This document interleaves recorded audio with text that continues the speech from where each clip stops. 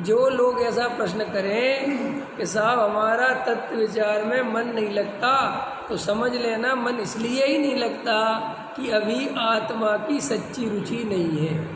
अगर आत्मा की सच्ची रुचि होए और तत्व विचार में मन नहीं लगे, ऐसा 3 काल में संभव नहीं है।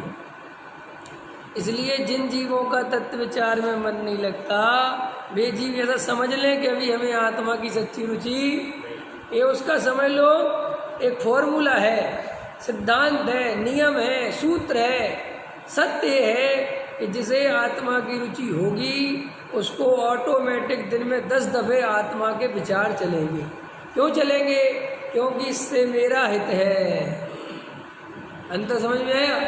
प्रक्षाल में कितनी रुचि है लोगों को। आप लोगों की बात नहीं कर रहा हूँ, वे लोगों की बात कर रहा हूँ जो स्वाध्याय में बैठते ही नहीं है, जो गैर मुमुक्षु हैं। अभी आप हमारे तरफ चले जाओ, मंदिर भरे मिलेंगे, 1-1 करोड़ की बोली लेते हैं। ख्याल में आया कि नहीं आया? और ऐसे ऐसे प्रक्षाल में ऐसे 100-200 आदमी, ऐसी गदर मस्ती है। तो क्या उन्हें धर्म की रुचि है? उन्हें कोई आत्मा की रुचि है? फिर वो कहेंगे मैं मंदिर जा रहे। तो मंदिर जाने से आत्मा का कोई लेना देना नहीं है। मंदिर तो हिंदू भी जाता है, वो भी दूध चढ़ाता है, तुम तो पानी चढ़ाते, वो तो दूध चढ़ाता है? और वे भी बेचारे अपने पूरी ताकत लगा के जो हो सकता है करते हैं। तो क्या उन्हें कोई रुचि है धर्म की? उन्हें पता है कुछ? तो वे करते क्यों? अगर तुम्हारा ये प्रश्न हो मन में कि साहब अगर हमें रुचि नहीं होती तो हम आते क्यों, तो भैया ये तुम्हारा सिद्धांत ही गलत है। बात ही क्यों कि बहुत लोग जाते हैं दुनिया में, नहीं जाते क्या? चर्च वाले चर्च में जाते हैं कि नहीं? और चर्च के जो नियम हैं वो पालते हैं कि नहीं पालते? मस्जिद में जाते हैं कि नहीं जाते? गुरुद्वारे में जाते हैं कि नहीं जाते? और आपसे ज़्यादा समर्पण भाव से जाते हैं। आपका समर्पण भाव उनके सामने कुछ भी नहीं है। हमने देखा मुसलमान को स्टेशन पर नमाज का टाइम हो गया, वहीं बिछाया नमाज पढ़ने लगता है। वो कभी ये फिक्र नहीं करता कि कौन आदमी क्या सोचेगा, चालू हो जाता है वो तो। और वे डिस्टर्ब भी नहीं होते। तुम पर तो मन नहीं लग सकता, तुमसे कहेंगे बैठो या शांति। अरे यार इतनी आवाज़ें आ रही, उसकी शांति देखी तुमने? है करते कि नहीं? गुरुद्वारे वाले देखो दिन रात भोजन खिलाते फ्री में। तुम्हारे पास का है? जैनियों के पास कोई पैसे की कमी है? तुम तो हिसाब गुणा भाग लगा लो, बच जाए तो वो भी घर में ले जाओ, वो भी ना बांट के जाओ कि बच गए अपने घर ले चलो। ख्याल में है कि नहीं है? बोलो।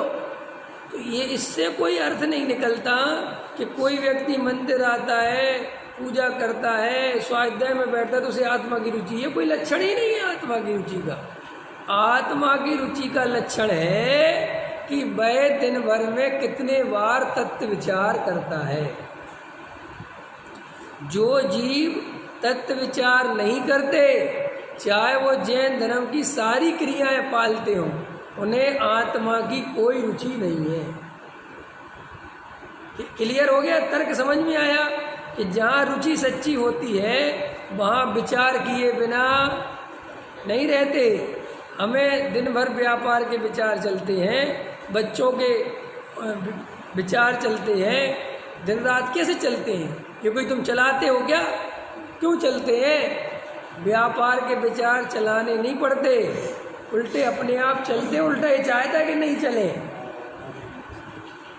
हरवेंद्र जी देखा, आत्मा का विचार करते करते व्यापार का विचार आने लगता है।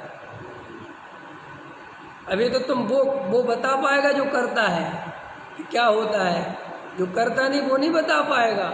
आप देखना, आप आत्मा का विचार करने बैठना, 2 मिनट आत्मा का विचार नहीं कर पाओगे, एकदम से व्यापार याद आ जाएगा और पूरा व्यापार में चले जाओगे।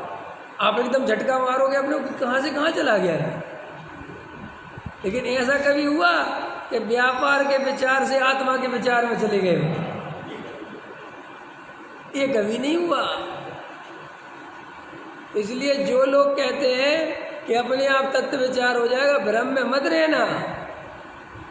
सहज हो जाएगा, कोई सहज वहज नहीं होता। सहज तो वही होता है संसार। मोक्ष मार्ग का तो पुरुषार्थ करना पड़ता है, ऐसे थोड़ी, क्योंकि तुम्हारी रुचि अनादिकाल से विपरीत है। तो विपरीत है तो विपरीत ही। पानी भैया नीचे को बहता है ना, नीचे ही बहेगा, ऊपर ले जाना है तो फिर मोटर लगाओ। तो नहीं साहब, सहज जैसे नीचे आता है ऐसे सहज ऊपर चला कैसे चला जाएगा? 3 काल में संभव है।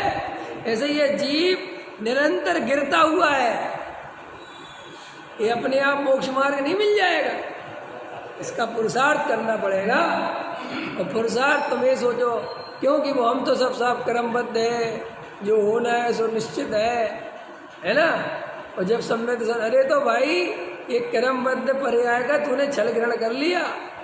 कर्मबद्ध पर्याय पर द्रव्य का कर्तृत्व हटाने के लिए है, स्वयं द्रव्य से हटने के लिए नहीं है। क्या कहा मैंने? ये जो पर द्रव्य की कर्ता बुद्धि है ना, तो क्रमबद्ध पर्याय कि भैया मैं कर्ता धरता नहीं हूँ, होता स्वयं जगत परिणाम, मैं जग का क्या करता काम। सर्वज्ञ भगवान ने जिस द्रव्य का जैसा परिणाम देखा होगा वैसा होगा, मैं अपने ऊपर माथे भार क्यों रखूं? इस निर्भरता के लिए क्रमबद्ध पर्याय है, इसके लिए नहीं है कि सर्वज्ञ ने साहब जो देखा होगा देखा, मैं तो व्यापार में देखा तो व्यापार ही कर रहा हूँ, ऐसे नहीं चलेगा। ये तो फिर घूमोगे 4 गति में। तो साहब हम क्या करें? आत्मा की सच्ची रुचि प्रकट करो।